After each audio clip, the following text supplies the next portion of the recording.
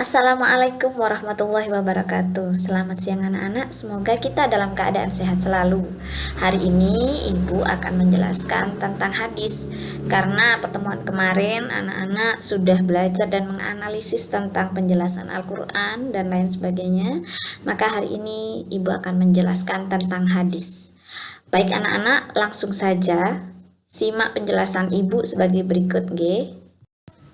Langsung saja anak-anak, Ibu kita akan mempelajari tentang hadis. Kompetensi dasar yang harus kalian tempuh yaitu memahami kedudukan dan fungsi Al-Quran hadis di dalam Islam. Tujuannya anak-anak bisa memahami dan mengerti tentang hadis, struktur hadis, macam-macam hadis, dan fungsi hadis itu sendiri. Baik anak-anak, kita mulai dari pengertian hadis. Secara bahasa, hadis itu berarti sesuatu yang baru. Secara istilah, hadis adalah segala sesuatu yang disandarkan kepada Nabi Sallallahu Alaihi Wasallam, baik ucapan, perbuatan, persetujuan maupun sifat. Ya, ma udifu ilan Nabi Sallallahu Alaihi Wasallam min kaulihi, au fi'li, au takriri, au sifatin. Ya, oke. Selanjutnya kita sering mendengar tentang sunnah. Apa bedanya sunnah dan hadis, anak-anak? Sunnah dan hadis itu sama, semuanya berasal dari Rasulullah. Namun perbedaannya, hadis itu hal yang bersumber dari Rasulullah setelah risalah kenabian. Jadi setelah Rasulullah diangkat sebagai Rasul. Nah, sunnah adalah segala sesuatu yang bersumber dari Rasulullah baik sebelum maupun setelah risalah kenabian. Jadi sunnah itu lebih general atau lebih umum daripada hadis. Selanjutnya, kedudukan hadis di dalam Islam. Yang pertama, hadis itu merupakan salah satu sumber ajaran Islam. Yang kedua, hadis menempati kedudukan kedua setelah Al-Quran. Dalam hal apa? Dalam hal hukum Islam, anak-anak, ya. Terus keharusan mengikuti hadis bagi umat Islam itu berupa perintah maupun larangan. Itu wajib hukumnya anak-anak, ya, seperti yang disampaikan difirmankan Allah dalam surat Ali Imran, wa atiullaha wa rasulah la'allakum turhamun. Taatilah olehmu Allah dan Rasul supaya kamu memperoleh rahmat. Struktur hadis terdiri dari matan, sanad, dan rawi. Anak-anak perhatikan yang ada di sini, ya. Matan itu yang merah. Nah, di sini Ibu sudah berikan contoh salah satu hadis. Matan itu artinya isi hadis. Matan isi hadis. Jadi perkataan, perbuatan, ketetapan atau sifat Rasulullah itu matan, isi hadis. Oke. Sanad ini anak-anak urutan penyampaian hadis. Biasanya berada di awal seperti ini. Ya. Ini sanad hingga kola Rasulullah SAW, kemudian seperti itu sanad anak-anak. Kemudian rawi ini penyampai hadis. Jadi biasanya di sini ini rawahul Bukhari, rawahul Muslim, itu namanya perawi anak-anak, orang yang menyampaikan hadis. Itulah struktur hadis. Selanjutnya macam-macam hadis. Hadis itu ada hadis kauliyah, ada hadis fi'liyah, ada takririyah, dan ada hammiyah. Apa itu? Ya, seperti yang kalian baca di sini, kauliyah itu perkataan, fi'liyah itu perbuatan, takrir itu ketentuan, dan hammiyah itu keinginan. Contohnya yang perkataan anak-anak, innamal a'malu binniyat, segala sesuatu itu berdasarkan pada niatnya. Itu sabda dari Rasulullah, ya. Kemudian shollu kama ra'aitumuni usolli. Nah, ini sholatlah kamu sebagaimana aku sholat. Berarti ini suatu yang dilaksanakan oleh Rasulullah. Ini fi'li berarti perbuatan, ya. Jadi sholatlah kamu sebagaimana aku sholat. Jadi Rasulullah waktu itu sholat. Nah, kita disuruh untuk meniru. Maka ini perbuatan anak-anak namanya, ya. Hadis ketika itu Allah Rasulullah berbuat atau mengerjakan sholat gitu. Kita disuruh meniru, maka itu namanya hadis fi'liyah, hadis perbuatan yang dilakukan oleh Rasulullah. Yang kedua, takrir ini adalah tentang ketentuan seperti persetujuan atau tidak setujunya Rasulullah dalam suatu hal. Misalnya di sini contoh hadisnya Dalam suatu perjalanan Rasulullah dengan sahabat Khalid bin Walid bertemu dengan hewan itu di negara lain di Syam ya.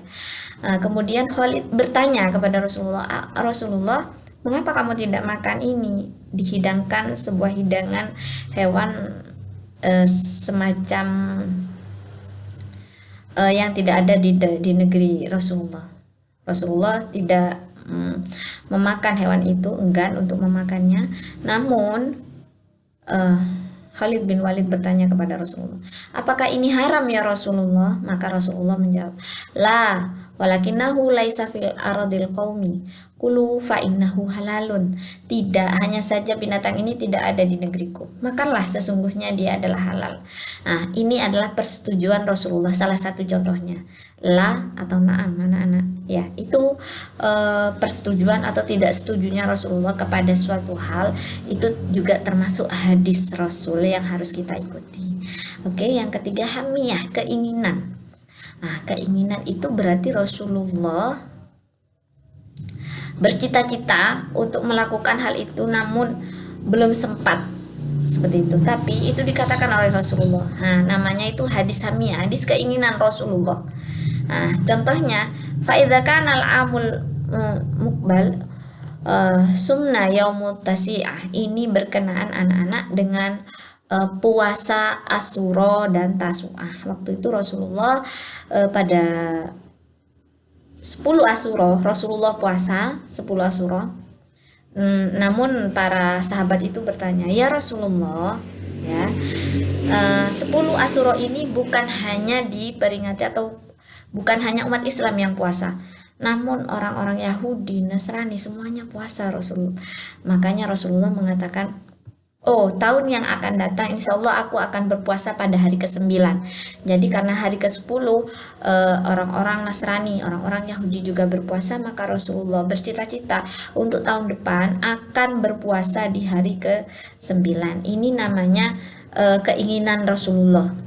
Itu pun dijadikan sebagai hadis, namanya hadis hamiyah, anak-anak. Selanjutnya, fungsi hadis terhadap Al-Quran. Anak-anak, ini sudah ada di buku paket dan di buku panduan kalian.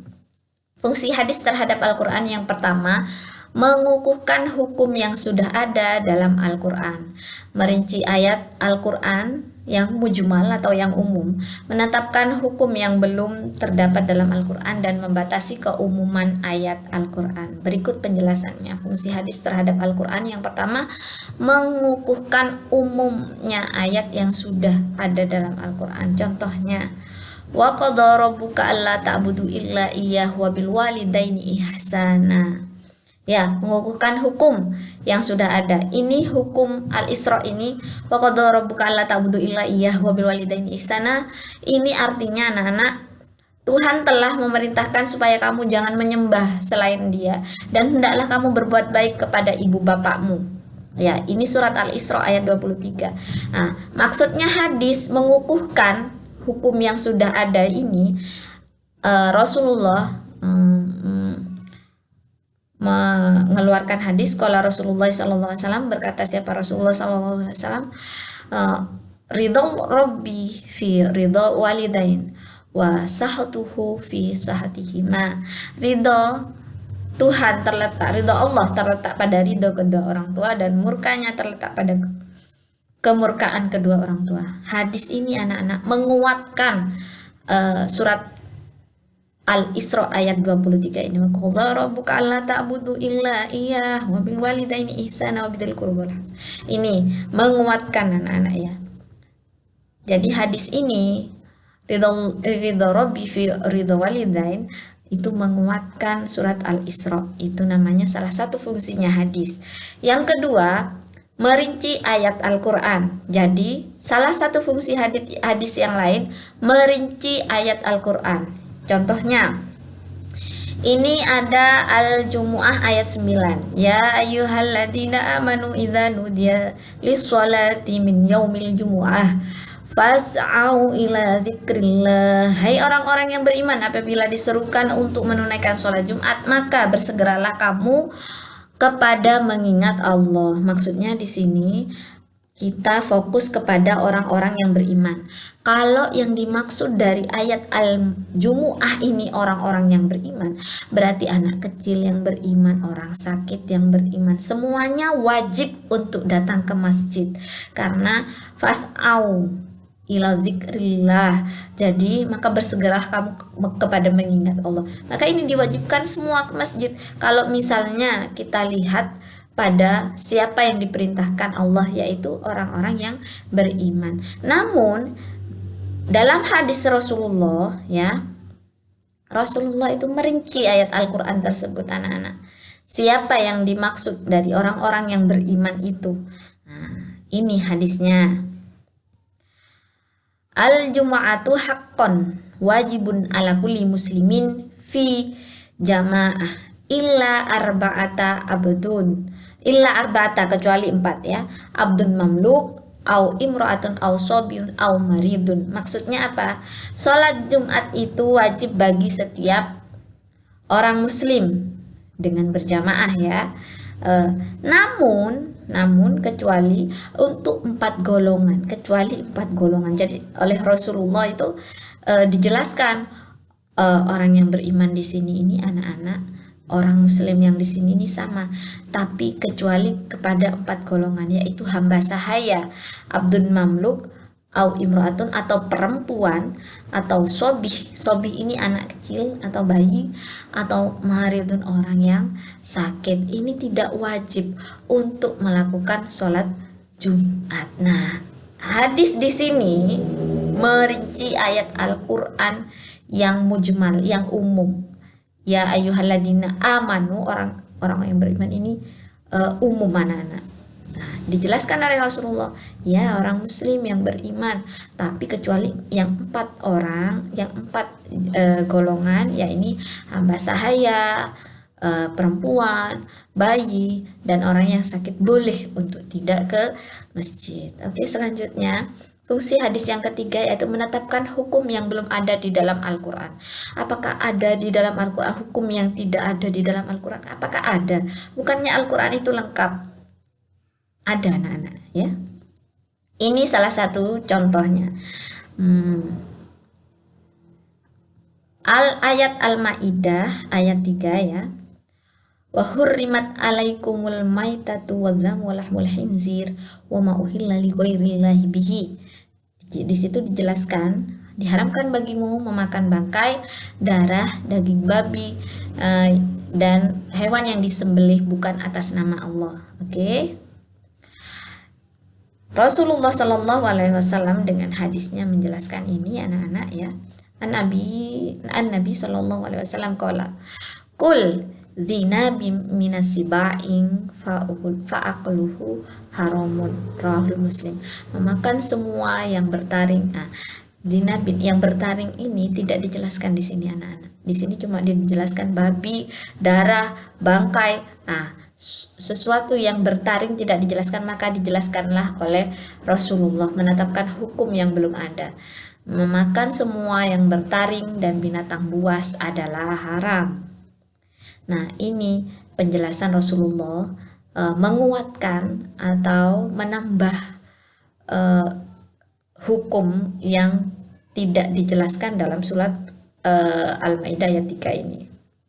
Yang selanjutnya membatasi keumuman ayat. Kita lihat ayat berikut Al-Ankabut ayat 45. Wa aqimus sholata innas sholata tanha 'anil fahsya'i wal munkar.